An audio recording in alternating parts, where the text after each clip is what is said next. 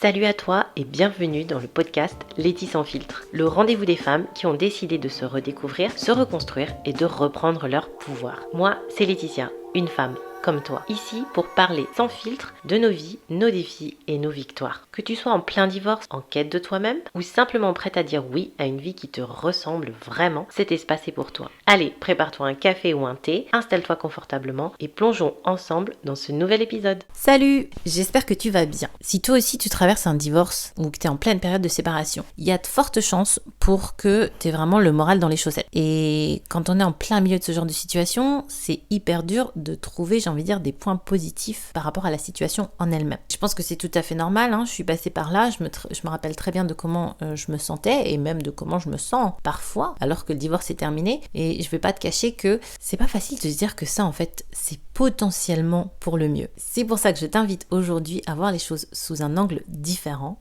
grâce à cet épisode. Et si cette épreuve, c'était en fait une opportunité pour te reconnecter à qui tu es vraiment. Une chance de remettre le focus rien que sur toi. Comme beaucoup d'entre nous, sans doute que tu t'étais impliqué vraiment à fond dans cette relation. Et quand on fait ça, c'est hyper facile de se perdre en chemin. Petit à petit, on met ses besoins, ses envies et ses désirs de côté. Et on fait passer avant les désirs de notre partenaire, ainsi que les désirs et les besoins de nos enfants, et même parfois de la famille et des gens autour de nous. Et ça, c'est en plus un trait hyper féminin, puisque c'est quelque chose qu'on nous apprend depuis toute petite, et c'est quelque chose qu'on a aussi vécu, qu'on a vu autour de nous à travers le modèle maternel, vu nos mères se sacrifier, on a vu nos grands-mères se sacrifier, nos tantes, beaucoup de femmes autour de nous en général. Donc c'est quelque chose qu'on a assimilé et qu'on a du coup fait de façon hyper naturelle. Et peut-être que tu te reconnais dans cette situation. Au final, t'étais dans cette relation, t'as vraiment tout donné, t'as peut-être même trop donné, t'as mis de côté des activités qui te plaisaient, t'as arrêté de voir certaines personnes avec qui tu passais de bons moments et tu t'es vraiment concentré sur ton ou ta partenaire, tu t'es concentré sur tes enfants, tu t'es concentré sur la famille en général, au point de t'oublier, au point de ne plus penser à toi du tout. Et si t'es un peu comme moi, il y a de fortes chances que tu aies même porté la relation pendant très longtemps, que tu aies porté beaucoup de responsabilités et que tu aies fait en sorte que tout se maintienne, que tout fonctionne. Sauf qu'au bout d'un moment, en faisant ça,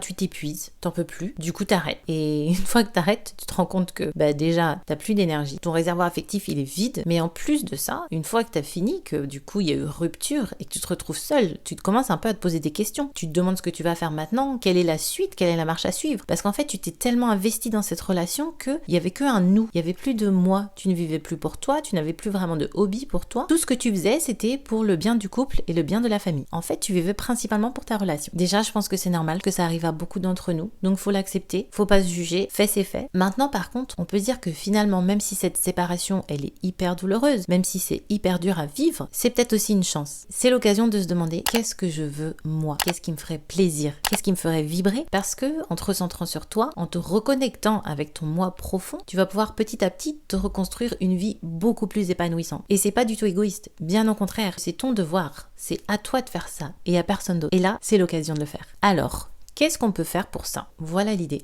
Si tu profitais de cette période de solitude pour te poser quelques questions importantes. Qu'est-ce qui te fait vibrer aujourd'hui?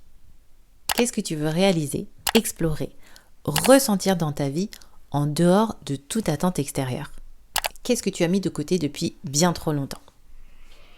Ça fait sans doute un moment que tu t'es pas posé ce genre de questions. Peut-être que tu n'y as jamais pensé parce que tu as passé énormément de temps à consacrer ton énergie et ton attention aux autres. Et bien maintenant, c'est l'occasion de le faire. Et pour aller plus loin, je vais te proposer un petit exercice. Prends une feuille de papier, un carnet ou ce que tu veux du moment que tu aies de quoi noter. Et j'aimerais que tu listes 5 choses que tu désires profondément.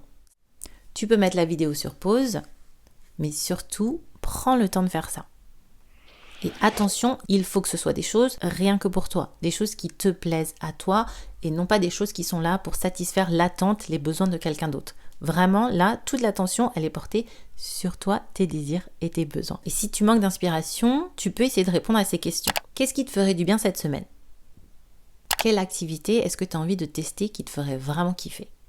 Qu'est-ce qui te rendrait fier de toi? Avec qui est-ce que tu aimerais passer plus de temps ou juste du temps en général dans ton entourage?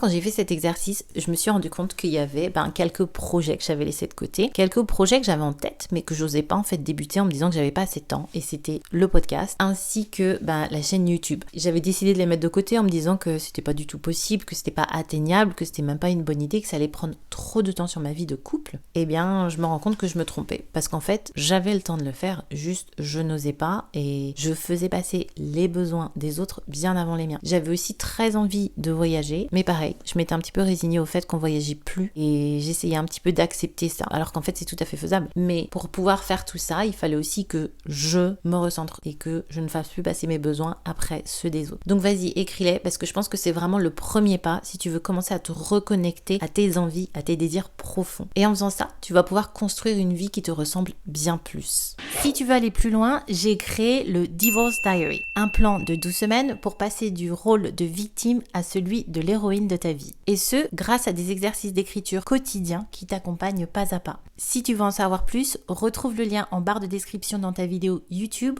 ou sur ta plateforme d'écoute préférée. Je pense que parfois, on a juste besoin d'un petit coup de pouce pour redéfinir sa vie et pour oser rêver plus grand. Je te remercie d'avoir pris le temps d'écouter cet épisode jusqu'au bout. Et surtout, rappelle-toi, cette période, elle est là pour que tu te recentres sur toi, pour t'aider à créer cette version de toi-même qui est plus épanouie, plus heureuse, plus confiante et surtout pour que tu sois fière de qui tu es. Et si tu ne veux rien rater de mon contenu, je te suggère aussi de t'abonner à ma chaîne. Si tu as aimé cet épisode, surtout n'hésite pas à me laisser un commentaire ou à liker cette vidéo. Je te souhaite de passer une superbe journée et je te dis à très bientôt. Ciao. Si cet épisode t'a parlé, pense à t'abonner au podcast et à laisser un commentaire ou 5 étoiles sur ta plateforme d'écoute préférée. C'est une petite action pour toi, mais ça fait une énorme différence pour aider d'autres femmes à découvrir ce podcast. Et n'hésite pas à le partager avec une amie à qui ça pourrait faire du bien. Merci pour ton soutien et à très vite dans le prochain épisode.